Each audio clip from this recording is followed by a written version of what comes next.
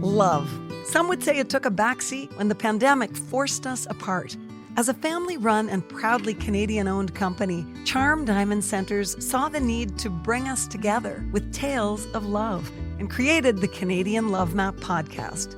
Since then, we've shared hundreds of real, uplifting stories that prove love conquers all.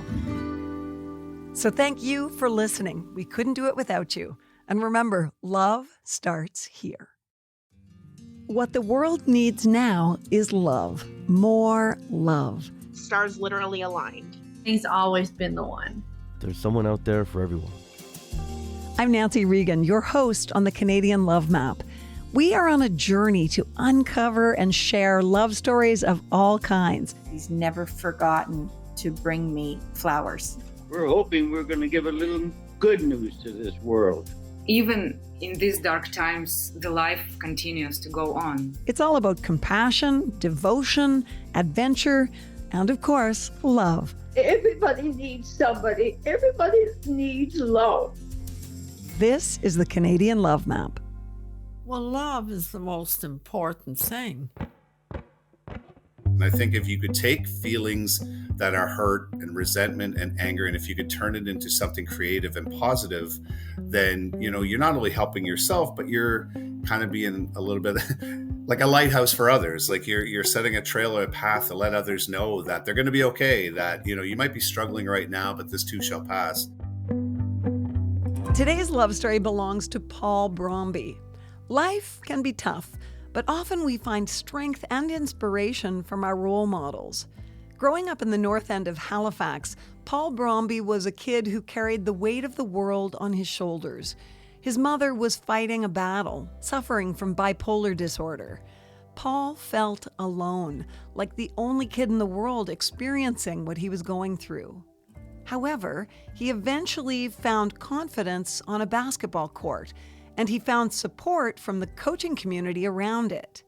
In fact, sport was his path to an amazing career, leading to his current role as a senior producer with Sportsnet. Now, Paul's giving back. He wanted to share his story. He wanted other kids growing up to know they're not alone. So he wrote a children's book that is making story time a safe space to talk about mental health. This is the Canadian Love Map. Hi, Paul. Welcome to the Canadian Love Map. Hi, Nancy, and thank you for having me. I want to start with a bit of a confession because I want to be transparent. And that is to say that I may have cheered against you when you were playing basketball back in the day. I understand. And you know what? A lot of people probably did. Were you cheering for Dal or were you cheering for Acadia? I went to St. FX. So St. FX. Those were okay. Well, I will say that I am absolutely cheering for you now because I'm so inspired by this new project of yours. And I know you've had a very successful career outside of this project, but this is what we're talking about today. And I know that it's going to light up a lot of people, this conversation. Well, thank you. Yeah, I mean, I think it's been a while. I think when my mom passed, I was always thinking of ways that I would want to honor her, and thought about documentaries, thought about short films. I love to write, and just writing was a way that I could express my feelings. And so the children book idea came to me about 10 years ago, and probably about 5 years ago, I met a person named Jason DeRocha, who was working a sport ball, and my son was there. And he had written 2 books, and we just spoke and thought it was a great idea to write a children's book and hopefully help start those conversations about mental health at a young age. Let's start our conversation by talking about your mom. Let's bring her into this and tell me about her, Paul. Wow, that's a great question. I think through this whole process, I've come to realize how strong she was. I think when you're young, you look at mental illness as a weakness, or if you're not familiar with mental illness, you look at it as a weakness. And I think when you become an adult, you understand how hard it is just to get out of bed some days and just to, go to work, the bills. raising a child, especially a boy who probably was acting out and acting up quite a bit in school. So I think now I could speak better to who my mom was. My mom lived with bipolar disorder, but she was an incredible, strong woman who loved me more than anybody on this earth. Like, I really, what I may have thought I lacked in, the kind of the mom figure, like the conversations, the guidance, the different things, she made up for tenfold with how much she loved me. And she would support me no matter what I did. And she was very supportive in my basketball career. It was something that she always, spoke about, bragged about to others. And she was just a very loving, beautiful person.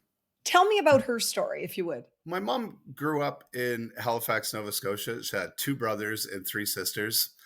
So came from a big family, and had a fairly normal childhood, and then moved to Toronto at 19, got married young, and went through some domestic abuse and things that really, for lack of a better word, broke her. And she had her first mental breakdown here in Toronto when she was 19.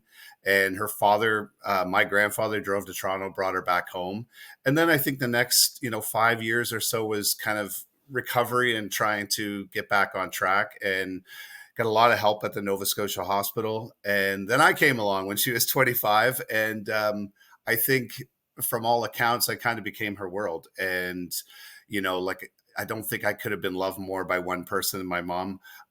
Because of the illness, she wasn't able to work. So she was a stay-at-home mom with me, and was very focused on, hanging out with me. We would dance. I remember dancing as a kid in the house, teaching me how to jive. She loved music, country music. We played a lot of crib. That's very maritime, I'm sure, but we would play a lot of cards growing up. And she was just a great mom, would try to do her best and take me to different playgrounds and different things, and just was a great, loving person. But as far as her life, I think mental illness really kind of took her off the rails at age 19, and the rest was a really big struggle for her. What had happened to her, she just wasn't able to move on from it. So, for those who don't know a lot about bipolar, can you describe the trajectory for her, and how did it show up as real highs and lows? You talk about that fun stuff of dancing and having joyful times together. Were there a lot of peaks and valleys? There were, and I'm not a mental health expert. I'm a mental health advocate. And so I think that I should clear that right away, because, if you need help, you should go get help. But from my perspective, growing up, my mom would be, and I say the word normal for long stretches of times. And when I would really see her getting sick, it would start with depression. She would be in her room crying a lot, and then it would become manic. And when she was manic, it just really didn't know kind of if she was going to be home when I got home, what kind of mood she was going to be in. Her thoughts would race. She would be, like, if what little money we did have, she would spend sometimes, which would cause extra stress. And now you have to buy food and pay for the bills and pay the bills and all those types of things. But it really is a roller coaster of emotions. And as a little boy, and that's your mom, you see her going through that, I was along for the ride. I couldn't differentiate. I couldn't separate myself from her moods. And so when she was up, I was up. And when she was down, I was down. And I think that led to a big part of this book of wanting children to know that the burdens of their parents aren't theirs to carry. And I just didn't know how to separate myself from it. So when she was up, yeah. And then when I got a little older, though, the manic part, and when she was manic, was much more concerning for me. That's when I really felt like I needed to get her to the emergency room or the Nova Scotia hospital to get treatment and get help. Did you have another adult who was someone you could turn to during these really challenging times? Not really. I mean, I did. My father was working for Via Rail, so he was 3 days on, 3 days off. And of course, when he was around, it was a little easier. But also, he was a heavy drinker, and it became an issue in the home where, there was abuse, emotionally and verbally and physically at times. So then it almost became me and my mom against him and the rest of the world in some ways. So it was tough. I don't speak about that side a whole lot because it just, he's not here anymore. It's not really my story to tell, but it wasn't easy, and it was difficult. And I think that added to her stress as well, and would lead to some of the breakdowns that she would have. I did confide in some teachers and coaches later on in life, more in high school. I know I had an exam one morning, but I had to take my mom to the emergency room till 3 or 4 in the morning to get her help. Had an exam at 8 or 9 the next morning. Obviously wasn't in the shape to write it. And this lady, Miss McBurney, Halifax West, she was just very compassionate, very loving. And I mean, how many years later, I still remember how sweet she was to me, and how she kind of made me feel like it was just a test and don't worry about it. Everything's going to be okay. So yeah, there were some adults that I could trust, but I had a lot of shame and embarrassment towards my mom and the disease, more towards the disease. So I hid it from others. And I think if I was growing up now with campaigns like Bell Let's Talk and different programs and awareness, I wouldn't be as embarrassed and ashamed. But back then, as I'm sure you know, in the 70s and 80s, nobody really talked about mental health. And it was almost like, oh, just, don't talk about it. Just push them over here. And there was definitely a stigma around her illness. So how did you talk about how your moods were very attached, like there was an elastic, attached to hers. How else did it impact you as you grew in terms of your personality and how you showed up in the world? That's also a good question. I think like in school, I would try to make people laugh. I think because my mom was depressed at times and sad at times, that I would try to get the attention that I felt like I wanted in ways that might not have been great, but I would try to be funny and sometimes be the class clown. And then I kind of gravitated towards sports, and I would get the attention through sports to build up my self-esteem and make me feel better about things. My friends would also say I would always try to be happy and be funny. And because I felt like life was pretty sad at home, that when I was outside, I wanted to enjoy life and enjoy myself. And sports really helped me find that confidence to be myself and be a happier person. When did you make friends with the basketball? I can just picture it in your hands now. Yeah, it really did. This is no exaggeration. Basketball saved my life. It really just gave me structure, and it gave me family and brothers, and gave me male role models and coaches that I really needed at a young age. I started playing for Canadian Martyrs in the south end of Halifax for Dave McIntosh, who played at St. Mary's from the north end. And so that really became kind of my first organized basketball. We used to play at the pit in the north end all the time. And you play from morning till night till the lights came on. But organized basketball, Canadian Martyrs, and then ended up going to St. Pat's High School, where I played for Hugh McDonald there. And he was great. And then Halifax West with Nick Morash, and he was great.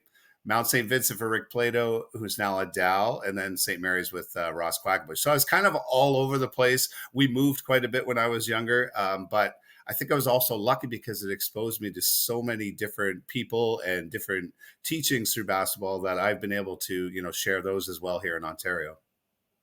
If you go back to discovering basketball at the beginning of that career you talk about, how did it feel in relation to how you often felt walking to school in the morning, for instance? Tell me about how it was an escape or whatever it represented.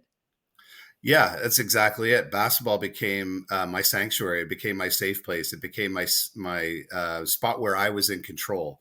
I might not have been in control of making every shot I wanted to make, but I knew that if I put the effort in, if I put the work in, that there would be results. And sometimes the things at home I had no control over. I could love my mom as much as I wanted. I could do everything for her, but I could not, change her illness, and I could not make her better, no matter how hard I tried to make her laugh or, tried to be there as a son. And, I think at home, when I got older, it became anger and resentment. And those are real. And there was a lot of guilt when my mom passed, because I don't think I treated her the way that I wanted to. It didn't show her how much I loved her until she was gone. And, a lot of this book and a lot of, things that I post on social media are really a way for me to try to, just be better and show other people that, it's nobody's fault if someone's sick, and it's okay to not be okay.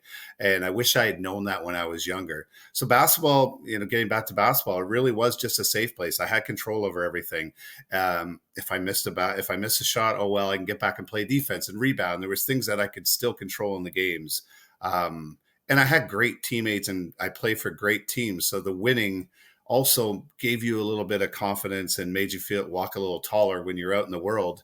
That, I see that now with my own son. He's discovered basketball, and he's 5'3", and he's just turned 10 years old. He's a big kid, but it gives him that confidence to walk straight up, not be ashamed of his height, and just, enjoy it. Yeah, and the sense of connection that you derive from belonging to a team like that just can't be overstated, can it? No, I think no matter what, I'm so happy that my son loves a sport. It could be hockey, it could be soccer, it could be basketball, but you really learn so many life lessons through sport. And, failure is a good thing. I know a lot of us, try to avoid failure in our lives and in our careers and playing sports, but I've said this before. I probably learned more from losses than I ever did from wins. I learned about myself. Well, now what are you going to do? You lost. Are you going to try to get better? Are you going to sulk about it? Are you going to get up? Are you going to be a good teammate? And those are things that I try to coach into children now. And, I always think of this, but, uncoachable kids are unemployable adults. And so if they can learn those lessons early in life of how to be part of a team and how to handle failure, then I think it would help them later in life. That's amazing. I literally said those words to my 17-year-old daughter 4 days ago, that you learn a lot more from your losses than you do your wins. So, Paul, how did you get on the path to sports broadcast? So I was working for doing sales for a web design company here in Toronto, and it would have been 1999, and people really didn't know what a website was back then. That makes me sound archaic. And if they did know what a website was, their cousin could build it, and it was fine. They didn't need to buy one from us. So I was watching TV one day, and I was watching sports. I love sports. And Sportsnet was on, and I was like, you know what? I want to work in sports broadcast media. So part of my job was cold calling. So I cold called The Score. They weren't hiring. TSN, they weren't hiring. I even cold called CBC Sports. They weren't hiring. Sportsnet was my last call, and I literally was going through the phone book to find the number. I got through Sportsnet reception, and I asked if they were hiring. And this lady, who still remains a friend today, said, we are hiring, because they were fairly new. It was probably a year or so. They were CTV Sportsnet. I got put through to the hiring manager, Stuart Aker, and he gave me a sports quiz. And by the end of it, he said, you have the job. And I had quit my job. I was ready to move back to Halifax. I was, and he said, you start in 2 weeks. And that was pretty much when my last paycheck would have come through. And the rest is kind of history in a way. But I started at an entry-level job. I didn't know anything about media or television back then. So I would go in on my days off. I would shadow the control room, master control, some of the other producers, directors, assignment desk, and I would just ask questions and try to learn as much as I could. And I've been very lucky that that's been my career for 25 years. Now senior producer overseeing Sportsnet Central and editorial, and working with talent and producers to tell the best stories. And I think, I don't feel like I've worked a day there. It's always been pretty rewarding. I know the hours are tough because there's nights and weekends, but as far as the job itself, it's very rewarding, and it's been great. What's the most joyful part of it? And I think the most joyful part of playing basketball is just being part of a team and being part of a great team. And when I started there, we were miles behind TSN in ratings, and now we've been ahead of them for quite a while now. And that's due in part to having the national rights to hockey, but being part of a team and just having a goal, and it's very fast paced, as I'm sure working in a control room is like, use the example of a duck. Everything seems calm on air, but in the control room, sometimes we're paddling and scrambling and trying to remain calm, but we're not. And so I think just being part of a team, telling stories, and just, it's a really high, people are highly driven in that industry, and, being able to survive in it for 25 years, as I'm sure you can understand, has not been easy, but it's been very rewarding. You make me laugh, Paul, because I think about having been a co-host and co-producer at one point of an hour-long live TV show, and often it would be, hell on wheels, excuse the expression, and my co-host, co-producer, and I would go up to visit the news director afterwards and be cringing, thinking, "Oh, his head's going to be blowing off," and he'd say, "Great show," and it was because the people in the control room in that very intense atmosphere were able to hide all the problems. And I guess as a team, and you talk about that teamwork, as a 100%. team we were able to make it look like a silk purse instead of a sow's ear. Yes, and it's chicken salad out of chicken, and yeah. So we we, I think as producers and newsroom control room people, we earn our money, and when it's really exciting and fun, quite honestly, is when things go wrong Yeah. because you need a plan A, a plan B, a plan C, and keep going. And I've had so many moments. The power shut off one time and we were live on air and I had to get through the rest of the show without being able to come back on camera because there was no lights. People were reading scripts with flashlights on their phones. But after that, we went out and had some beers. We were like, man, that was incredible. Like the adrenaline rush, knowing you got through it. And people at home probably had no idea how wild it was, in the control room or behind the scenes. So yeah, it's very rewarding in that way. It goes back to learning more from your losses than your wins. We couldn't share the great stories that we do here on the Canadian Love Map podcast without the amazing support of Charm Diamond Centres. They are Canada's largest family-owned jeweler, and they're proud to be putting love on the map. The folks at Charm Diamond Centres are thrilled to be a part of your love story. So visit charmdiamondcenters.com or one of your local stores. Love starts here.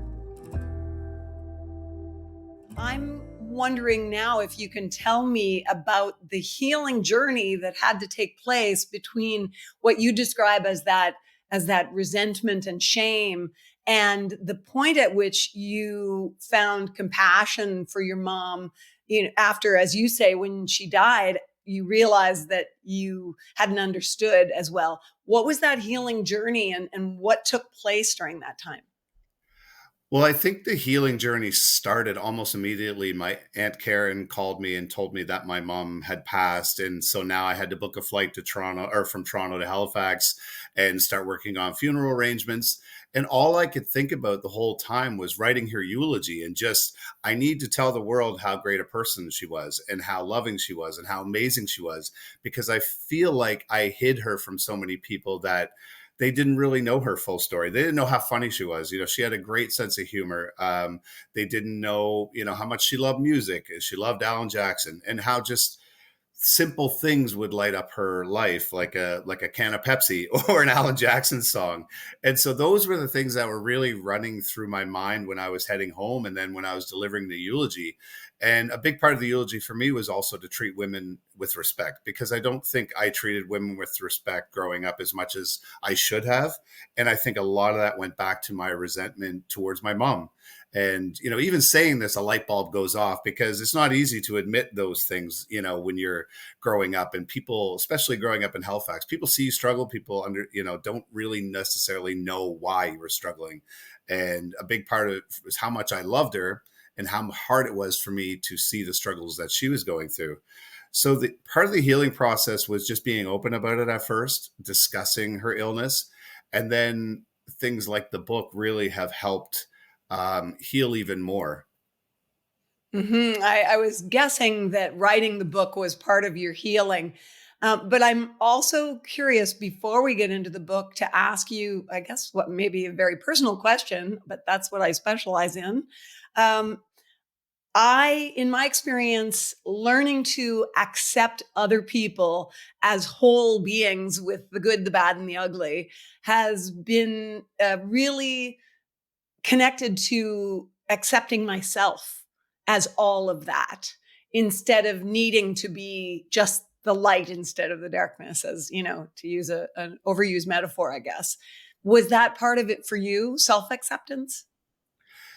Yeah, I think I went through a separation with my son's mom, and I think a lot of those old hurt feelings came to the surface going through that separation. And I think I started reading a lot of books, and a lot of the books were about spirituality and energy and different things like that that helped me forgive myself. And I went to therapy and started speaking to somebody. I always fought against therapy because I thought if I went to talk to somebody, I was saying that I was sick like my mom. As Right. childish as that sounds, I carried that into my 40s.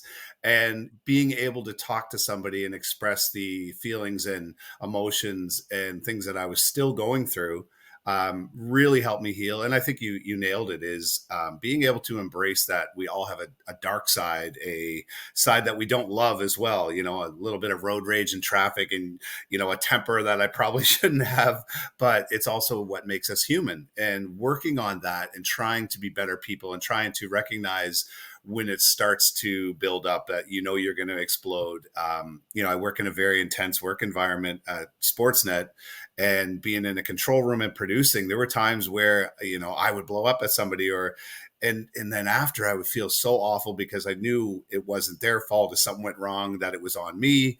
And I just had to really come to terms with that. I need to work on myself and work on controlling the anger and the emotions. Wow, that's powerful. I also think that this book, as healing as it is for other people, could only have happened at at not the end, but towards the end of that really important and difficult journey of healing for you. So when did the idea surface for a book? Yeah, it's kind of funny because the original book that I thought in my head was almost very childish. It was like a nursery rhyme. And the more I wrote out my feelings and wrote out things and started talking to Jason, who is the publisher and co-author, about some of the stories and things that had happened in my life, like the story of things that happened in the book actually happened. And so it was easier to make a story out of it, basing it on things that I went through. And I think I just always wanted to help others. I think now in life, I coach basketball. I wrote this book. I teach at Centennial College Sports Broadcast Media, and the things I want to do is help others and kind of be the person that I needed when I was younger. And so this book really is something I needed when I was younger. I needed to know it was okay. I needed to know I wasn't alone in the world. And it really started the creative process. And I think if you could take feelings that are hurt and resentment and anger, and if you could turn it into something creative and positive, then, you're not only helping yourself, but you're kind of being a little bit like a lighthouse for others. Like you're setting a trail or a path to let others know that they're going to be okay, that, you might be struggling right now, but this too shall pass. And I think a lot of those things that I've tried to put in the book are part of my healing journey. Yeah, I couldn't agree more. And I'm very curious to know about that first conversation between you and Jason. Was it a very vulnerable one, or how did this all come up? So when I first met Jason, he was working at this program called Sport Ball, and he had written two books, My Mom, My Superhero, and Nothing But Yet. And I said, I wanted to write a book about my mom. And I said, but I don't have the experience that you had with your mom. Even though now I look at her as a superhero, at the time I didn't. And I want to show children and be vulnerable that, not everyone's life is perfect. And yes, we all love our parents, but there are some struggles as part of that. And in passing, now that we've completed the book, he said that, when I told him the story, he went to another friend, is like, I have no clue how I'm going to tell this story. Like, he was just racking his brain. So for him to be able to get that story out of me and work together, it took 5 years, but to put it together really was an incredible accomplishment. And you feel so proud of it the first time you hold the book in your hand. But the journey itself has taken quite a long time. Tayson Martindale did a lot of the images. He did the illustrations for the book. And, without those illustrations, it's just a bunch of words. And it's funny because this is my first children's book, but part of the process for me was I pictured all of the images more so than the story. So for me, I saw it in my head. And then when I would explain it to him and he would draw them and send them back, it'd be like, oh, that's exactly it. So it was a really cool process. And I think, being in television and being media creativity is what makes it all go, and telling stories is also what makes it all go. So this was important for me to tell a good story and something that people could relate to, whether they're a child or adult, or if there's mental health or not. We all worry about things, and the backpack being a metaphor for all the worries we have, I think a lot of people can relate to it. Yeah, that feels like magic when you describe watching him draw what was in your head and Yeah. seeing it, on paper. I'm curious if you can tell us the story so that, to some extent, I love the illustrations, by the way, and I know we can't show them on the podcast, but we'll show them in our social media clips. And if you could just give a description of the book, that would be terrific. Sure. So Jason had written this book called Nothing But Yet, which was about growth mindset. The Kai is the main character in that book, and his sister's a really good basketball player. So he thinks he could just pick up a basketball and be good at it, which we all know that isn't the case, that you have to put the work in and practice. So he gets to the next stage of his development and growth in basketball, and he makes the school team. He comes to my house and he sees that my living situation isn't the same as his. And throughout this process, my mom obviously is a character in it, and he could see that I'm embarrassed and ashamed and worry about her. And the backpack is, there's animals in the backpack that kind of come into the story. And these animals get more animated and more aggravated as Paul gets stressed. And when he worries about his mom, you can see it in the animals. And then it comes to the city championship, the big game for Halifax West. And there's a big moment in that game. And there's moments before that where Paul is able to talk to his mother about his feelings and how he's worried about her. And I don't think I really was able to do that as a child. So a lot of this is me speaking to my 7-year-old self. We talk about healing and journeys. And my first reading at a school, we did a military trail here in Scarborough. And there was, 100 kids, 2 sessions, but this one 7 or 8-year-old child put up his hand and said, my mom has mental illness and I worry about her. And oh yes. And I put my hand on my heart, for the record. That's why he's saying, I froze for a second, because like I said, it was like talking to my 7-year-old self, and told him how brave he was to stand up and talk, and told him that he's going to be okay, and that all he needs to worry about is being a child and going to school, and that those worries aren't his to carry. And it was just a complete full circle moment. I got in my car afterwards and I just cried for about 10 minutes, because I felt like he's who I wrote the book for. That child is why I wrote this book, and it was so special.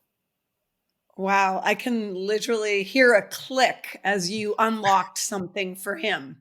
And that's incredible. I have had that almost exact experience in a different context, speaking to a group of junior high students about my own relationship with fear and how I felt like a total dork, even when I was on TV, interviewing celebrities and so on, that secretly I felt like an inner dork, and that my greatest mission was to conceal that from the world. And I had a kid come up to me afterwards, a young boy, and said, I thought I was the only one that felt like that. And I did the same thing as you. I went out after the session to my car and just cried for a good number of minutes, because it's a good cry. A relief. Yeah. It's a good cry and a relief. I think for me, it's like, this feels like my purpose in a lot of ways, and it validated my purpose and allowed me to know that I'm making a difference. At least if I make a difference in that one child's life, then all of this was worth it. And again, very healing. Made all the hours putting into the book worth it. And Jason, when we got outside, is like, dude, you manifested that. You said this exact same thing was going to happen. Like I said, I could picture us in the gym talking to kids, and one kid puts his hand up and says, my mom is also, battling with mental illness. And it happened the first reading I did, and it was just so powerful. Okay, you're ruining my mascara. I'll say that. Sorry. I would say these conversations can be very heavy, very difficult. But I feel like if the book is introduced to the home and schools, that it's okay to get sad or cry or, release that emotion, because holding on to it is not good. And these conversations need to be had, and we need to have discussions about mental health, and we need to realize that it's okay to not be okay, and it's all right to be sad or upset at times. Well, particularly when anxiety is at epidemic levels for teenagers. Agreed. And I think with social media, there's so much pressure on younger people to be perfect. And we never put our struggles on social media. We just put the perfect world up. I mean, myself included. I don't put up there that I get a flat tire and today sucks and all those different things, because quite honestly, I think that we should try to put positive out there in the world. But those negative, bad things do happen. And I think, anxiety for children in school to be judged, and they have to look a certain way. They have to, have to go to a certain school and have to do certain things that are impressive to others. And I know I suffered through this, but feeling like I'm not good enough. I've always, like you were saying, kind of, it felt like a dork. I always felt like I wasn't good enough. And when I had a good game in basketball, oh man, I was on top of the world. Even in old man's leagues, if I had a bad game, I would go home and feel like crap. Even in old man's leagues, I attached too much of success and failure in basketball to my own worth. And I had to get away from that. And I think we do that with careers. We do that with relationships. And it's just not healthy. We're good enough. We're just going through different experiences. So, what sort of reaction have you gotten from parents and other kids as well? The reaction has been overwhelming. We sold out 500 books. We printed 500 books. We sold out in 3 weeks. And I would say 90% of that would be from Nova Scotia, which is amazing when the people you grew up with support you in that way. Yeah, it's just incredible. And also here in Ontario, when I've gone to the school, the teachers have given amazing feedback. A lot of teachers and people that work in that field said this should be in every curriculum across the country, and that these conversations need to be had. And so it's been very powerful. I've actually almost set up myself for the negative feedback as well, because I think it's a very touchy subject. I think we all have our own kind of how we live through life, and some of us aren't open and willing to talk about those things. And I haven't had it yet as much, but I've prepared myself for it. And that's okay. I'm just sharing my story. It doesn't have to resonate with everybody, but I'm going to share my story. Paul, I'm curious, when you talk about having found your purpose through this, I wonder if you look back at your challenges in childhood and have the ability to say, oh, yeah, it didn't happen to me, it happened for me. That's bang on. And I know, religion and spirituality is something that we don't often talk about in public because we feel like we're judged by it. But when I think back to I prayed a lot as a kid, and I got through those times by praying and thinking that there's a reason for this. I grew up in the Catholic school system. I went to church. So that's probably where it came from. But I had a belief that the bad things that were happening within my family, there was a greater purpose for it. And, part of the greater purpose was helping me grow and helping me understand. And also maybe my experience is going to help somebody else that know that they're not alone in this, and that a lot of people are going through it. And I think since COVID, a lot more people are going through different mental health challenges and anxiety with how the cost of living in our country right now. There's a lot of stress, and a lot of people are going through it. And I think if we understand that we're not alone in these struggles, that it definitely helps others. I am hearing echoes of you saying your mother in your realization now was so strong. And I think about the fact that the vulnerability you've shown by telling this story is a superpower. You might have thought vulnerability at different stages of your path was weakness. As you described mental illness being a weakness in your eyes in the early days. But do you feel like it's your superpower now to be able to really look at that shame and say to the world, here's my story in a very vulnerable way? Yeah, because I think we are so fearful of being judged, and vulnerability, a lot of my posts on social media, be about my mom. And I'm sure there's people that read it and roll their eyes like, oh, going on about his mom again. But I'm okay with that. And I'm okay with being vulnerable now where I wasn't before, because I think from being little boys and playing sports, we're taught that we need to suck it up and be tough and don't cry and all those different things, which is completely wrong. Showing vulnerability, showing emotions is a strength. And I think in order to be a great leader, you need to be vulnerable. And you also need to be able to admit that you're not always right. And I think too many times, especially on social media, we just go on there to be the keyboard warrior and like, no, my opinion is right. And it's not always the case. So I think, vulnerability and being able to share the story. It's not as hard as it was. And I feel like it gets easier the more I share it. But there's still times where I don't feel openly comfortable, sharing my story to the world because, part of me is being judged. Part of my mom is being judged. But I'm okay with that because, like I said, that one kid at that one school, if that makes a change in his life, that's all worth it. Well, I really appreciate you being willing to share your story with us and the story of your mom today. And I am just appreciative of how you're showing up in the world. Well, thank you very much. And you're somebody that I looked up to over the years in your career in media. And it means a lot to be on the show with you and to really kind of get to know you. And it's funny, I feel like we have some very similar thoughts on things. And I'm very appreciative as well. Is the book available now? That's a big question I have to answer for my listeners. Yes, the book is available now, juniorstorytellers.com. The backpack, you'll see some of the other books is there as well, but juniorstorytellers.com.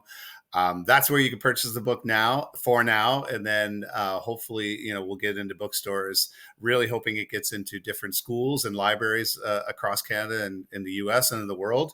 I feel like this is just the start of it. The feedback has been incredible. And so juniorstorytellers.com.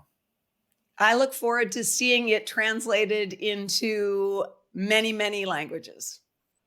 Me too. I can't wait. It's really, as I say, I feel like we're just the tip of the iceberg with this. And it's been a great journey so far and can't wait to see where it takes us. Right on. Thanks so much, Paul. Thank you.